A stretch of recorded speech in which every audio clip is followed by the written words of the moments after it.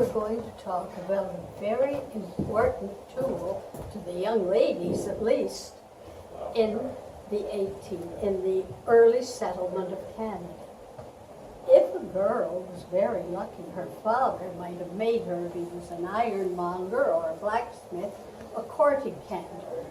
Now, courting candles, of course, we're talking about Victorian times. You know how strict the rules were then.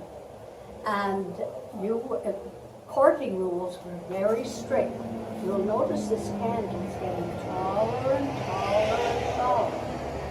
Well, if a young man came courting his daughter, the father would make sure the candle was wound up good and high. And the rule would be the young man could court the daughter until the candle burned down to here.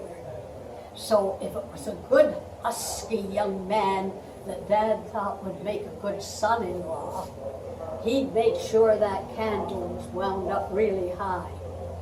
But if a handsome young fellow from up the road and sort of a ne'er-do-well came courting the daughter, she would find that the candle was quite often wound down about like this, so the poor lad never got any courting time.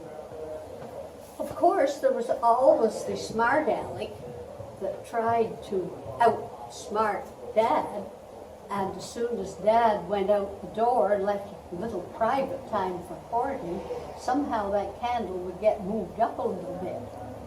But of course, Dad quite often checked back to make sure that it was burning at the right height. And so came the courting candle. But you know, at least the young lady and the young man doing the courting knew about how long they had. But when you see the invention that came after it, that horrible electric light, that's a little bit different story.